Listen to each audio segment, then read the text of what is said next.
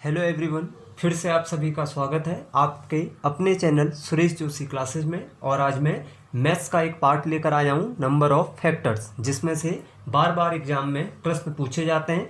अब number of factors कैसे निकालते हैं, कैसे इवन फैक्टर निकालते हैं, कैसे ऑड फैक्टर निकालते हैं, कैसे ऑल फैक्टर्स का मल्टीप्लिकेशन होता है, प्राइम फैक्टर्स क्या होते हैं, ये सारी चीज़ें आज हम इस वीडियो में सीखेंगे। तो चलिए आज स्टार्ट करते हैं नंबर ऑफ फैक्टर्स, ठीक है। और आपने अभी तक इस चैनल को सब्सक्राइब नहीं किया है तो सब्सक्राइब कर लीजिए। और इसमें आपको डेली करंट अफेयर का डोज मैंने एक स्टार्ट किया है कि डेली आपको मॉर्निंग में करंट अफेयर्स की वीडियो मिल जाएगी, ठीक है। तो चलिए स्टार्ट करते हैं आज नंबर ऑफ फैक्टर्स।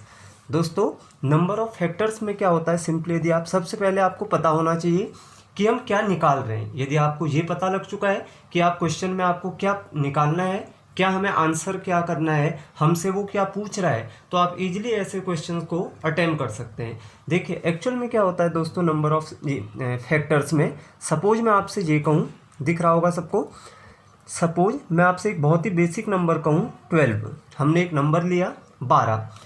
अब 12 के हमें ये निकालने हैं कि गुणनखंड क्या होते हैं। सबसे पहले आपको ये पता होना चाहिए कि फैक्टर्स किसे कहते हैं। अब फैक्टर्स किसे कहते हैं, हिंदी में कहते हैं गुणनखंड। गुणनखंड फैक्टर्स क्या होते हैं, एक ऐसी संख्या जो दी हुई संख्या को क्या कर दे, डिवाइड कर दे। भाई एक ऐसी संख्या जो दी हुई संख्या को डिवाइड कर दे, उन्हें क्या कहा जाता है, गुणनखंड।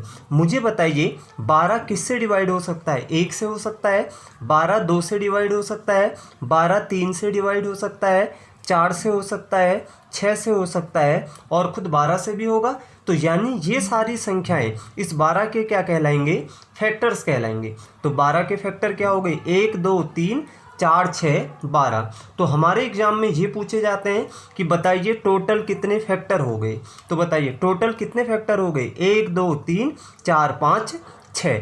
तो यदि मैं आपसे कहूँ कि 12 के टोटल कितने फैक्टर हो गए, 6।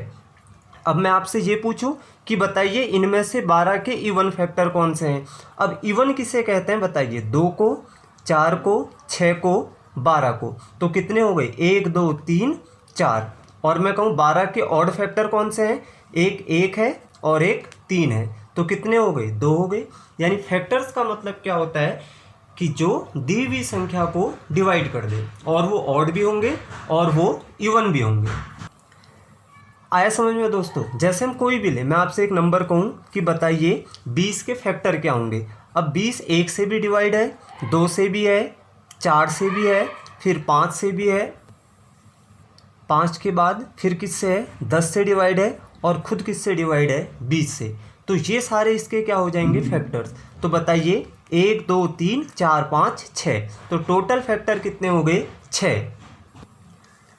अब दोस्तों यदि मैं ये पूछता कि बताइए इसमें से इवन फैक्टर कौन से हैं, तो 2 4 10 और 20। तो 4 हो गए। और ऑड कौन से हैं, एक 1 हो गया और एक क्या हो जाएगा, 5। यानी कितने हो जाएंगे, 2। अब ये तो बहुत ही छोटे नंबर हैं, आप इनको ऐसे ही बता सकते हैं। लेकिन एग्जाम में नंबर्स क्या आते हैं, बड़े आते हैं। वो आपको 200 दे देगा, 500 दे देगा, 1010 दे देगा, ऐसे बड़े नंबर दे देते हैं। तो आइए सीखते हैं कि यदि बड़े नंबर्स एग्जाम में आते हैं तो उन्हें कैसे किया जाता है, कम टाइम पर उन्हें हम कैसे सॉल्व कर सकते हैं, ठीक है। आइए स्टार्ट करते हैं। तो दोस्तों ये रहा क्वेश्चन कि 60 के सभी गुणनखंड यानी ऑल फैक्टर बताओ, 60 के सभी सम गुणनखंड बताओ यानी इवन फैक्टर बताओ, और 60 के सभी ऑड फैक्टर बताओ यानी विषम गुणनखंड। अब नंबर बड़ा हो चुका है। अच्छा, यदि मैं इसको बेसिकली आपसे कहूँ कि 60 किससे डिवाइड हो सकता है, चलो पहले हम वैसे ही करते हैं जैसे अभी मैंने आपको प्रीवियस में बताया है। 60 के फैक्टर क्या होंगे, 60 गुणा 1 भी हो सकता है, ठीक है। और क्या हो सकता है, 30 गुणा 2 भी लिख सकते हो, और 20 गुणा 3 भी लिख सकते हैं, 15 गुणा 4 भी लिख सकते हैं, और 12 गुणा 5 और 10 गुणा 6। तो 1 2 2 2 4 2 6 2 8 2 10 2 12। यानी इसके टोटल फैक्टर कितने आ रहे हैं, 12 आ रहे हैं। दिख रहा होगा टोटल फैक्टर कितने आ रहे हैं, 12। अब यदि हमें इनमें से ये छांटने हैं कि ऑड कौन से हैं वो देख सकते हो आप, कौन इवन है वो देख सकते हो, ठीक है। अब हम एग्जाम में कैसे करेंगे, देखो, क्योंकि एग्जाम में मैंने कहा था नंबर क्या आएंगे, बड़े आते हैं, और इनमें से हो सकता है आप कोई भूल भी जाओ। तो एग्जाम में कैसे करते हैं, ध्यान से सुनना। सबसे पहले क्या करना है, देखो जो स्टेप फर्स्ट है, आप 60 के क्या कर लो, फैक्टर्स निकाल लो, प्राइम फैक्टर्स आता होगा। 60 के क्या कर लो, गुणनखंड मतलब अलग अलग उसमें पार्ट में डिवाइड कर लीजिए। कैसे करते हैं, जैसे हम बेसिकली जब एकेडमिक पढ़ते थे तो ऐसे करते थे, याद है। 60 को सबसे पहले 2 से सबसे छोटी संख्या 30, फिर 2 से 15, फिर 3 से 5 और फिर 5 एकम 5, यानी 2 गुणा 3 गुणा 5, यही 60 के फैक्टर हैं। ये आपको आता होगा कि कैसे निकालते हैं। और बेसिकली बच्चों ये वैसे भी पता लग जाता है कि 60 के, देखो सबसे पहले 2 से कटेगा, डिवाइड होगा तो कितना बचा 30, फिर 30 2 से डिवाइड होगा तो 15, फिर 15 को क्या लिखते हैं 3 गुणा 5, यानी 2 की पावर 2 प्राइम फैक्टर, 3 की पावर 1 और 5 की पावर 1, यही है ना। देखो 2 कितने हैं, 2 है, 3 एक बार है, 5 एक बार है, तो ये हमने इसके क्या निकाल लिए फैक्टर। और जब आपके फैक्टर आ गए तो आपके अब सभी टोटल फैक्टर भी, क्योंकि ये केवल प्राइम फैक्टर हैं दोस्तों, ये सारे फैक्टर नहीं है, ये हमने प्राइम फैक्टर निकाले हैं। जब प्राइम आ चुके हैं तो आप अब ऑल फैक्टर भी निकाल सकते हो, इवन फैक्टर भी निकाल सकते हो और ऑड फैक्टर भी निकाल सकते हो। पहला स्टेप आ गया समझ में। अब देखो अगला स्टेप, पहला हमसे क्या पूछा है, ऑल फैक्टर, सभी गुणनखंड, ठीक है, दिख रहा होगा सबको। देखो सभी गुणनखंड कैसे निकालते हैं, ध्यान से देखना। क्या करना है, इनकी पावर में एक एक जोड़ देना। जो आपने प्राइम फैक्टर निकाले हैं, जो इनकी पावर है, इनकी पावर में एक एक ऐड कर दो। तो 2 की पावर में 1 ऐड करो, फिर मल्टीप्लाई लगाओ। इसकी पावर में 1 है, 3 की पावर में, तो इसमें भी 1 ऐड करो, मल्टीप्लाई, इसकी पावर में भी 1 है तो इसमें भी 1 ऐड करो, और सबको आपस में मल्टीप्लाई कर दो।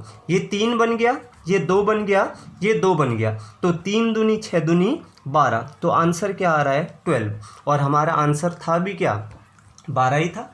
तो यानी बताओ सभी गुणनखंड निकालने का क्या फॉर्मूला बन गया कि प्राइम फैक्टर में क्या कर दो, ब्रेक कर दो, और उनकी पावर में एक एक जोड़ कर उनको आपस में क्या कर देते हैं, मल्टीप्लाई, तो क्या निकल जाते हैं सभी गुणनखंड, ठीक है।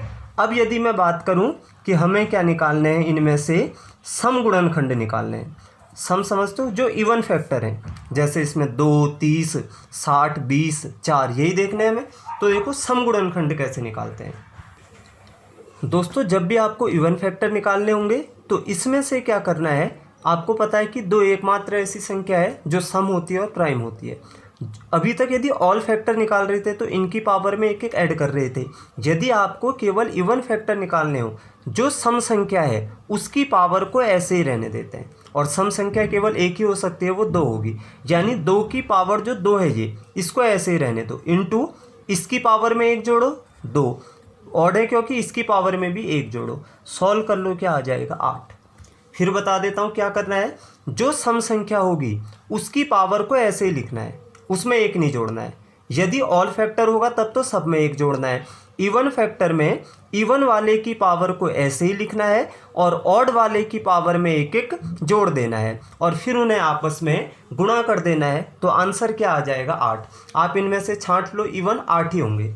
अब मुझे निकालना है तीसरा विषम गुणनखंड, ऑड फैक्टर, ठीक है। अब ऑड फैक्टर में क्या करते हैं दोस्तों, इवन को नहीं लेते हैं, ये याद कर लो, इवन को लो ही मत। अब बताओ इवन इनमें से क्या है, 2 है, इसकी पावर को छोड़ दो, बाकी क्या बचा 3 और 5। इनकी पावर में जो 1 1 है, इनमें 1 1 जोड़ोगे तो पहला भी 2 हो जाएगा, अगला भी 2 हो जाएगा, 4। भाई इसमें 1 जोड़ो, इसमें 1 जोड़ो और गुणा कर दो। अब बताओ टोटल कितने हो गए, 8 और 4 12। और वैसे भी आपको पता है जब टोटल 12 है, एक 8 है तो दूसरा क्या होगा 4। तो दोस्तों ऐसे निकालते हैं इनके फैक्टर्स। फिर बता देता हूँ, ऑल फैक्टर्स में क्या करना है, पावर में 1 1 जोड़कर मल्टीप्लाई। इवन फैक्टर में क्या करना है, इवन वाले की पावर में ऐसे ही लिखना है, उसमें 1 नहीं जोड़ना है, और ऑड वाले की पावर में 1 1 जोड़कर गुणा कर देनी है।